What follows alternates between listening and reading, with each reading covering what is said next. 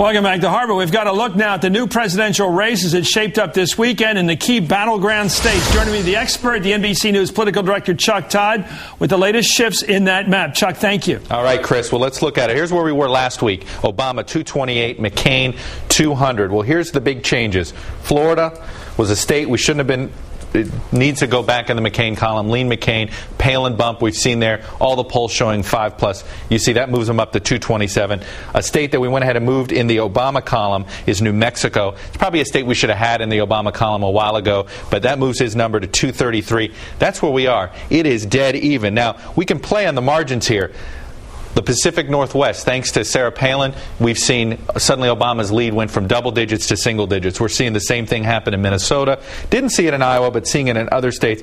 Meanwhile, you've got McCain here, who is able to solidify some of these states. Georgia, now in a solid category. North Dakota, South Dakota, both solid red. So the Palin effect has done this, Chris. It has solidified these red states. Missouri, remember last week we moved it from toss-up to lean. Indiana looks like we're not quite there, putting it in that solid category, but that seems to be one. North Carolina, we're still not there to put it in solid, but again, looks a little safer for McCain today than it did 2 weeks ago. Meanwhile, it's Obama states that are just, he's still ahead. He's not going to lose Oregon. He's not going to lose Washington State, but he's not going to win them by 15 points either. Are we watching here a national trend downward and downward for Barack and upward for McCain, or are we looking at regional developments here? I think what it is, you're seeing upward for McCain. You're not really seeing that much downward yet for Obama because, look, his numbers are still very strong out west. If anything, on our NBC Wall Street Journal poll, his numbers stayed solid in the west, and that's why we went ahead and moved New Mexico. Nevada's still a toss-up, and it's a state that you talk to Republicans, they sit here,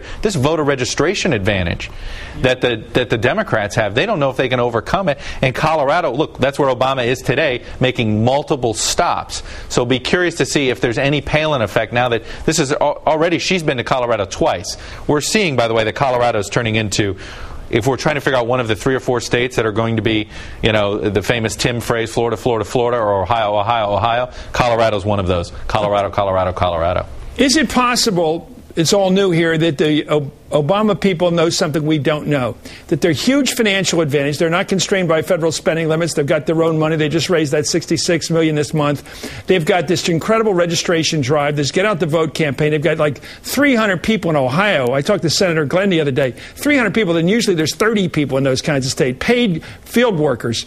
Can they generate a surprising turnout that will throw these numbers off? That will throw off all the polling we've ever done? 2 states that I would be concerned about, as somebody who's just analyzing these things, is far on the Obama side, where we could be not measuring Obama gains, and that is in Ohio and Virginia. Yeah. Everything you're hearing, the registration numbers went through the roof in both of those places. So the question is, are pollsters who are using census data, using other ways, are they measuring, are they getting the new voters involved? And we're talking hundreds of thousands of new registrants, not just tens of thousands. And so because of that, those would be 2 states I'd be concerned about on the Obama side of the ledger, where he could be underpolling and he could pull surprises. But let's go on the other side of that. There are 2 states where I think that McCain could be underpolling because of an undecided issue, and that is Wisconsin and Michigan. Obama is sitting at that 45, 46, 47 margin in both states. If these late deciders don't break for him, even if he doesn't even split them, and it's unlikely he's going to split them. I think he only gets about 3 in 10. That could be where this hidden race factor could be hiding.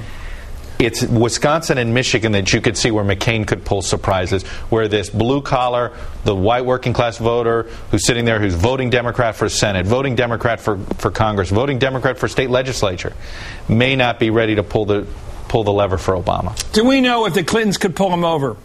Do we know if it would work? I mean, I keep assuming it would. If they went up there to Michigan, Ohio, Pennsylvania, and just devoted the last month of this campaign to horrendously vigorous campaigning for this guy, through everything they had to do, would that work, or would that simply remind people they wish they'd voted for Hillary? Why do it as the Clintons? Why aren't Obama and Biden campaigning? You know, we talk about, we show the power of McCain and Palin campaigning together. Yeah. Why isn't Obama using Biden to campaign with him? You know, if one of these issues is that he is struggling to cross this color barrier with folks in places like Wisconsin or Macomb County, Michigan, or in the U of Ohio, then why isn't he using Biden as his validator on the stump with him? You know, I know that one hand the campaign likes to split these guys up because they want to touch as many states as possible. Great question. Why not run as a buddy film? And by the way, we're used to buddy films. We love them. We love when two guys get together and campaign together. It's Butch Cassidy stuff. Anyway, thank you. We haven't seen them together. But the other side is running as a couple very effectively. They're doing a tandem, so you would think that maybe that's what Obama should do. Thank you very much, Chuck Todd, the expert.